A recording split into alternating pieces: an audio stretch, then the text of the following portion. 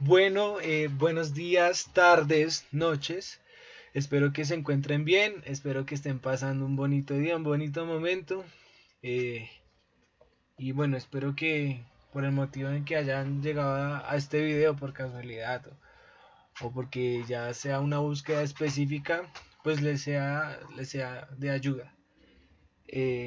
Bueno, ahora bien, en el video trataré de hacer una lectura comentada sobre los fragmentos de Genófanes de Colofón. Con el fin de pronto de que este video les sea una herramienta o les sirva o les sea un insumo a la hora de que ustedes se acerquen a este texto. Entonces, para esta ocasión estaré usando eh, bueno, la versión de Kirk Raven, pero específicamente esta versión que ven en pantalla está en inglés. Entonces voy a usarlo un par de veces y demás, pero de esta traducción está la versión española de Jesús García Fernández, que la toma también de Kirky Raven. Entonces me voy a permitir aventurarme por, por los fragmentos de Genófanes.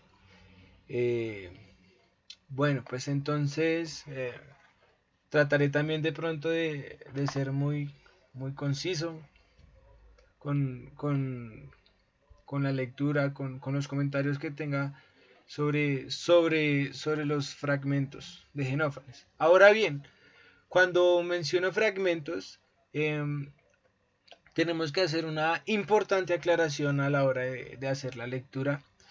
Es que, bueno, en esta versión que están viendo en la pantalla, los fragmentos están marcados o bueno, se pueden ubicar con el diminutivo FR, pues que hace referencia a fragmentos ya que está en español. Pero si se dan cuenta, la versión en español está marcado con un número, que en este caso el fragmento 11 es el 166, que nos vamos a ubicar siempre es por el número de fragmento y no por el número que leen los editores o en este caso los traductores a los fragmentos. ¿Por qué? Porque si en caso tal de que tengamos otra versión o ustedes tengan otra versión a la mano o estén haciendo lectura de otra versión, entonces si yo les digo, bueno, vamos a ubicarnos en el 166, pues de pronto ustedes van a tener un problema de ubicación, pues porque eso depende también del autor, de cómo quiera clasificar los fragmentos eh, y demás. Entonces, en algunos textos van a aparecer los fragmentos como, ya les voy a decir, con la letra, ya vemos aquí, un ejemplo, con la letra B, ¿sí? Con la letra B. Eh, Esto es con el fin de pronto diferenciarlo de los testimonios. Los testimonios se ubican o se identifican con la letra A, ¿sí? En esta versión en español, tal vez los vamos a ubicar con qué letra o de qué manera los vamos a ubicar. O sea, hay una diferencia entre fragmento y testimonio que hay que tener en cuenta. Y como este video con la letra A, como lo ven acá en la pantalla, y como en este video vamos a hacer una lectura comentada sobre los fragmentos, entonces vamos a ubicarnos en... Yo voy a estar mencionando el fragmento por el número que corresponde. Entonces ustedes lo van a buscar según la versión que tenga con el V o con el FR y demás. Sin embargo, trataré en lo posible de dejar el link de descarga de estos PDFs en la descripción del video, pues para que de pronto tengamos una,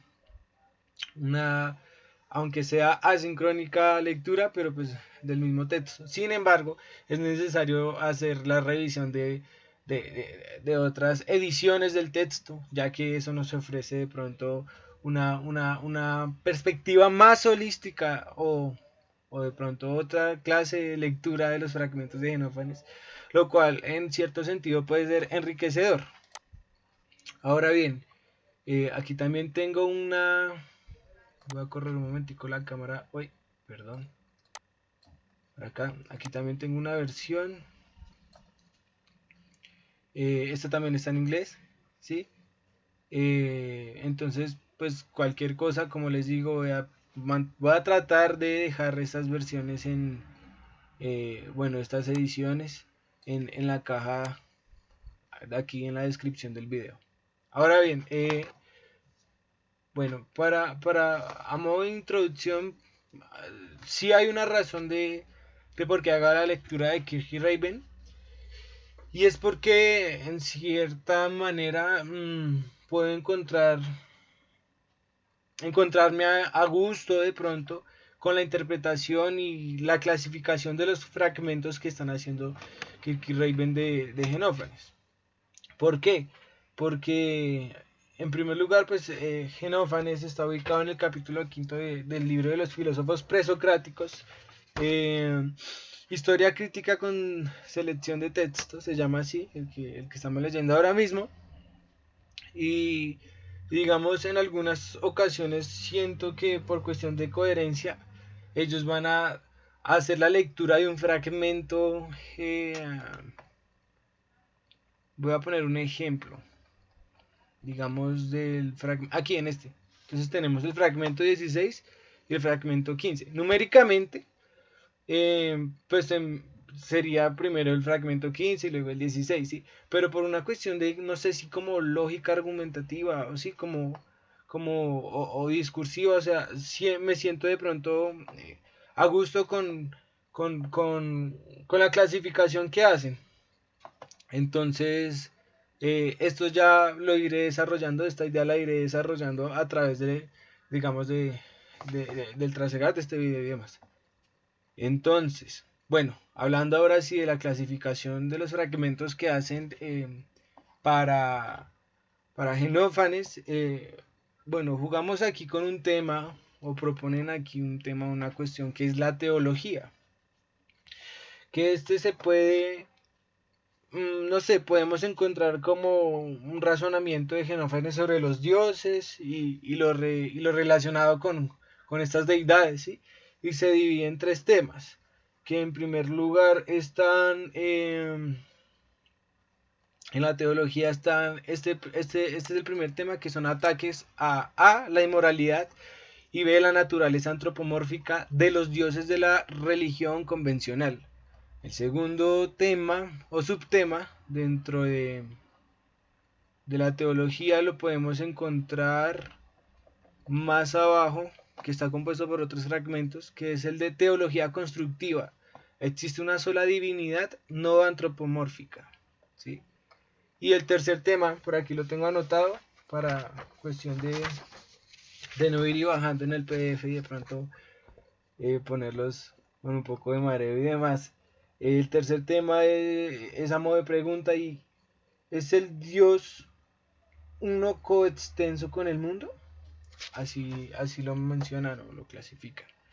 Bueno, entonces para hacer esta lectura comentada voy a comenzar perdón, con este tema en ataques a la inmoralidad y de la naturaleza antropomórfica de los dioses. Bueno, ese naturaleza antropomórfica ya nos va diciendo como unas coordenadas de lo que nos podemos encontrar en nuestros fragmentos. Entonces, abre con el fragmento 11, ¿sí? B11, según lo que ustedes estén leyendo, en esta edición de Kirk y Raven 166, pero bueno, como dije, esto no va a tener mayor importancia. Que podemos verlo y leerlo de esta manera. Homero y Hesiodo han atribuido a los dioses cuantas cosas constituyen vergüenza y reproche entre los hombres: el robo, el adulterio y el engaño mutuo. ¿Sí? Entonces, aquí vamos, aquí como que es una introducción al tema. Bueno, los que no sepan o aún y demás, Homero y Hesiodo son poetas, podemos mencionar lo que son poetas, quienes son de alguna u otra forma los que van a hablar de esa cosmología en el mundo griego, la Grecia antigua. Entonces en Homero podemos encontrar textos como la Odisea, la Ilíada, ¿sí? Y en Hesiodo podemos encontrar como la Teogonía de Hesiodo, donde lo que nos van a brindar ellos es como un itinerario, no sé si decirlo así, de dioses, ¿sí? Entonces, aquí los menciona Genófanes al inicio y dice que de alguna manera, bueno, Homero y Hesiodo atribuyen a los dioses cuantas cosas constituyen vergüenza y reproche entre los hombres, el robo, el adulterio y el engaño mutuo, ¿sí? Entonces, por ahora creo que vamos a hacer la lectura del siguiente fragmento y en ese sentido vamos a ir tratando de argumentar o de detectar ciertas cosas que nos van a ayudar a comprender estos fragmentos. El siguiente fragmento es el fragmento 14, que dice: pero los mortales se imaginan que los dioses han nacido y que tienen vestidos, voz y figura humana como ellos, ¿sí? Entonces aquí ya podemos ir como les dije, como hallando una serie de coordenadas o señales de lo que nos va a venir a hablar Genófanes sobre los ataques a la inmoralidad y la naturaleza antropomórfica de los dioses. En ese sentido, entonces, en primer lugar, podemos decir que en el fragmento 11, en ese fragmento, aquí está traducido al español, vamos a ver como que, o sea, como que Genófanes abre de cierta manera, diciendo como que los que nos dieron ese itinerario de dioses y deidades, en cierta forma atribuyen cosas que son mortales, en cierto sentido, ¿sí? A los dioses. Entonces es como si de alguna u otra forma podemos ir relacionando lo que Homero y Hesiodo también atribuían no solo vergüenza y reproche, sino, o sea, que son características propias de los mortales. Y en este segundo fragmento, en el fragmento 14, nos encontramos que, pero los mortales imaginan que los dioses han nacido y que tienen vestidos, voz y figura humana como ellos. Entonces aquí ya podemos ubicarnos un poco más y encontramos con que de pronto Genófanes ya aquí ya le está haciendo ese ataque a la naturaleza antropomórfica de los dioses de la religión convencional.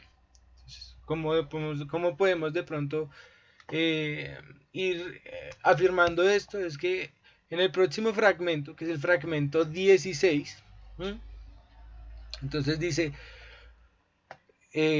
los etíopes dicen que sus dioses son chatos y negros, y los tracios que tienen los ojos azules y el pelo rubio, ¿sí? Entonces aquí estamos diciendo como, ok, aquí ya va como una lógica discursiva o argumentativa que en la clasificación de los fragmentos Kirk y Raven van a tratar de pronto de revelar, ¿sí? En los fragmentos de Genófanes. En ese sentido, en el fragmento 14, si nos devolvemos un fragmento del antes leído, podemos encontrar que en el fragmento, bueno, la traducción dice, pero los mortales se imaginan que los dioses han nacido y que tienen vestidos, voz y figura humana como ellos. Y en el próximo fragmento, que es el fragmento 16, nos vamos a encontrar como si fuera como un ejemplo, así como que los etíopes dicen que sus dioses son chatos y negros, y los tracios que tienen los ojos azules y el pelo rubio. ¿Sí? Es como si yo me imaginara, entonces ahora bien, que un dios, una deidad, entonces tiene de pronto, no sé, los ojos cafés, ¿sí? Le estoy atribuyendo de pronto que es un poco alto, ¿sí? Le estoy atribuyendo características que son mías, ¿sí? Que son semejantes a mi naturaleza antropomórfica, ¿sí? Y bien, aquí ya podemos ir adentrándonos un poco más a este fragmento 11 donde decía que Homero y Hesiodo, que quienes son los que en cierto sentido fortifican y solidifican esa teoría cosmológica griega, pueden atribuyen a los dioses cosas que son propias de los mortales, ¿sí? Y si vemos el último fragmento de esta clasificación, que es el fragmento 15, ¿sí? Nos vamos a encontrar con que, en cierto sentido, lo siento yo, digamos, como una suerte de ejemplo, ¿sí? Como si de alguna manera ya se afirmara este ataque a la naturaleza antropomórfica de los dioses. Y esto puede, y dice así, el fragmento 15. Si los bueyes, los caballos o los leones tuvieran manos y fueran capaces de pintar con ellas y de hacer figuras como los hombres, los caballos dibujarían las imágenes de los dioses semejantes a la de los caballos, y los bueyes semejantes a la de los bueyes, y harían sus cuerpos tal como cada uno tiene el suyo. ¿Sí? Entonces yo creo que este ejemplo, este ejemplo, o sea, este fragmento puede o servirnos como de ejemplo, o si bien como argumento ya como para concluir que en cierta manera los mortales, ¿sí? Los mortales, como pudo ser Homero y Hesiodo, atribuyen cosas propias a los dioses, a seres inmortales, que son cosas mortales, ¿sí? Entonces es como si, y aquí con el ejemplo de los etíopes, entonces los etíopes dicen que sus dioses son chatos y negros, faltaría ver y de pronto ahondar un poco más y en las características físicas y antropomórficas de los etíopes, y no dudaría de pronto en que los etíopes puedan ser morenos, negros y de pronto chatos, ¿sí? Claro, entonces ellos están atribuyendo a sus dioses las características que son semejantes a ellos mismos. Y este ejemplo, o bueno, este fragmento, el fragmento 16 y el fragmento 15, con que si los bueyes, los caballos tuvieran manos y fueran capaces de pintar con ellas y hacer figuras como los hombres, los caballos dibujarían igual a los dioses como los caballos y los bueyes semejantes a los bueyes, ¿sí?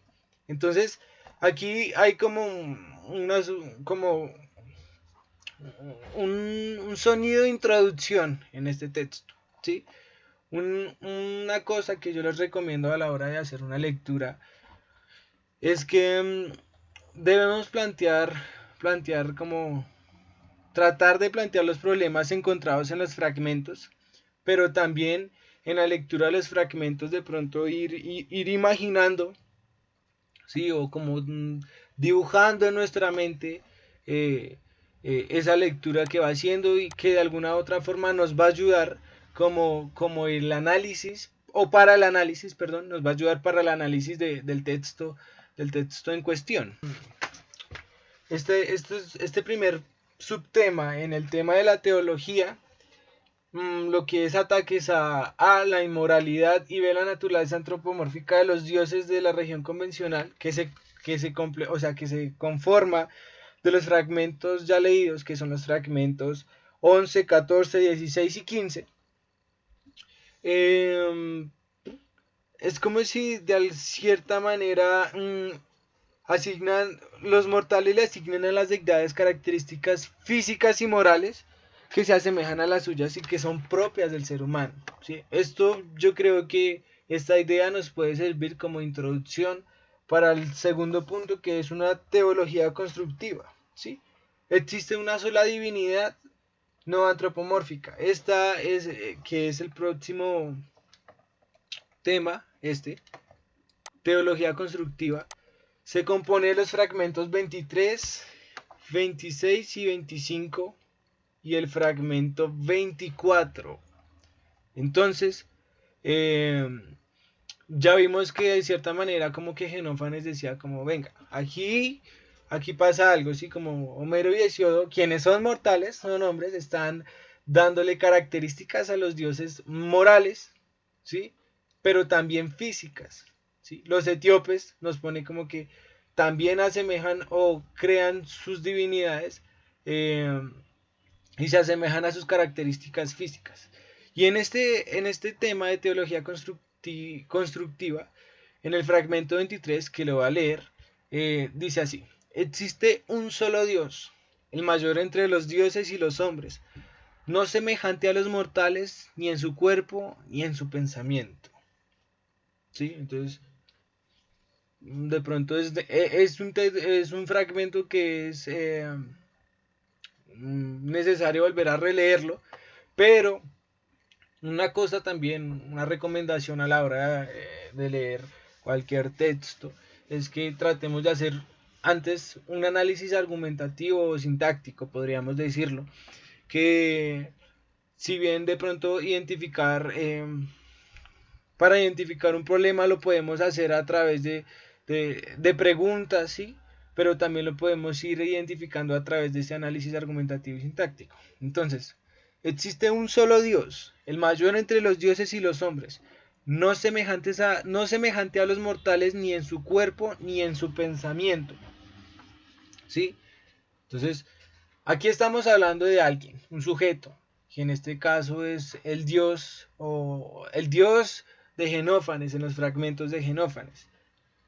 Pero lo curioso es que inicia con una premisa: existe un solo Dios, el mayor entre los dioses y los hombres. Entonces uno dice como, venga, aquí qué pasó, o sea, o no es coherente o qué pasa. Así como, porque en primer lugar dice que existe un solo Dios, pero luego dice que es el mayor entre los dioses, entonces hay más, ¿sí? Entonces, en cierta forma yo veo que este Dios de Genófanes es único en cuestión o en un tema de supremacía, ¿sí? Porque si vemos la siguiente premisa: el mayor entre los dioses y los mortales, ¿sí? Lo está de cierta manera poniendo arriba de ellos, y en ese sentido sí podría ser ese solo Dios o existir ese solo Dios. Entonces, en ese sentido podría decirse que, que existe un solo Dios en tema de supremacía, ¿sí? El mayor entre los dioses y los hombres, que aquí sigue, no semejante a los mortales ni en su cuerpo ni en su pensamiento. Aquí hay algo importante, porque veníamos de unos fragmentos que según Kiki Raven los denominaban ataques a la naturaleza antropomórfica, ¿sí? Y la idea que habíamos planteado anteriormente era que los mortales, Hesiodo, Homero, los etíopes, ¿sí? Hacían a los dioses semejantes a ellos, ¿sí? Una cuestión moral y física. Pero aquí ya Genófanes va a decir que ese Dios, que es supremo a los demás dioses y que también obviamente es supremo a los mortales, no es semejante a los mortales ni en su cuerpo ni en su pensamiento. Entonces uno dice como, bueno, ya uno puede ir conectando y puede ir de pronto como ir revelando esa lógica entre los fragmentos. Voy a leer el siguiente fragmento. Ojalá trate de leerlos todos sobre este subtema para de pronto plantear ya la idea sobre la teología constructiva. El fragmento 26 y 25 dice así: siempre permanece en el mismo lugar sin moverse para nada, ni le es adecuado el cambiar de un sitio a otro, sino que, sin trabajo, mueve todas las cosas con el solo pensamiento de su mente. Claro, yo en primer lugar hice como, wow, entonces este Dios tiene poderes de telequinesis y demás, así como mover las cosas con solo el pensamiento de su mente y eso. Pero esto de pronto podría pasar sin un contexto de lectura, pero póngale cuidado. Veníamos de leer en el fragmento 23 que este Dios no es semejante a los mortales ni en su cuerpo ni en su pensamiento. Y en este fragmento nos viene a decir que este Dios siempre permanece en el mismo lugar, sin moverse para nada, ni le es adecuado el cambiar de un sitio a otro, ¿sí? Sino que sin trabajo mueve todas las cosas con el solo pensamiento de su mente. Entonces yo creo que aquí este fragmento posee una característica que es importante y que es propia de este Dios, y que con este fragmento se puede subrayar o se puede acentuar que este Dios es distinto a los hombres en cuestión de pensamiento y en cuestión de cuerpo, ¿sí? En cuestiones corpóreas. ¿Por qué? Porque nosotros como mortales, como humanos, bueno, y también como los dioses que nos ofrece Hesiodo y Homero, ¿sí? Como ese itinerario de dioses, siempre, o bueno, para movernos y desplazarnos de un lugar a otro, ¿sí? O sea, para desplazarnos de un lugar a otro tenemos que movernos, tenemos que, de la manera como sea, ¿sí? Tenemos que movernos o con los pies o demás, o de la manera como sea. Pero si nos damos aquí cuenta en este fragmento, y posee una característica importante de este dios porque siempre permanece en el lugar porque no le es adecuado cambiar a otro sitio, ¿sí? O sea, no es que no pueda, sino que no le es adecuado, ¿sí? Si se puede mover o no, no sabemos. Aquí simplemente nos está diciendo que no es adecuado cambiar o de sitio a otro para este dios, ¿sí? Sino que sin trabajo mueve todas las cosas con el solo pensamiento. Y esto es una diferencia, primero, corpórea con los mortales, porque a nosotros nos es necesario movernos. En cambio, a este Dios no le es necesario, además, no le es adecuado, como menciona aquí. Y en cuestión de pensamiento, también marca una característica que es distinta a la de nosotros, los mortales o los mortales, que es que mueve todas las cosas con el solo pensamiento de su mente. ¿Sí? Para nosotros mover, no sé, un objeto o algo, tiene que haber un contacto físico, ¿sí? Un contacto físico. Cosa que es propia, sí, del movimiento, de nosotros, del ser humano, que es característica. Y que aquí, en este fragmento, podemos encontrar que es una gran diferencia entre este dios de Genófanes y nosotros los mortales. Porque no le es necesario moverse. Además que todas las cosas las mueve con el solo pensamiento de su mente. ¿Sí? Aquí ya también vamos a mirar esta palabra pensamiento, que entra como una característica y que la pudimos ver en el fragmento anteriormente mencionado, el 23, ¿sí? Que este Dios no es semejante a los mortales ni en su cuerpo ni en su pensamiento. Entonces aquí ya vamos como, venga, ya vamos revelando como una suerte de discurso, de argumento, ¿sí? O de lógica de los fragmentos de Genófanes en la clasificación de Kirk-Raven. Este fragmento, el fragmento 24, que es el que sigue, eh, de hecho es muy corto, ¿sí? De hecho es muy corto, y dice así: todo él ve, todo él piensa y todo él oye. Como ya mencioné anteriormente, para hacer el análisis de un texto, eh, es necesario tener insumos o bueno, de pronto acercarse en primer momento, hacer un análisis argumentativo sintáctico, ¿sí? Cómo se compone en sí el argumento. Y si no sé, aquí en la parte, aquí que está en griego, en esta parte donde está el cursor,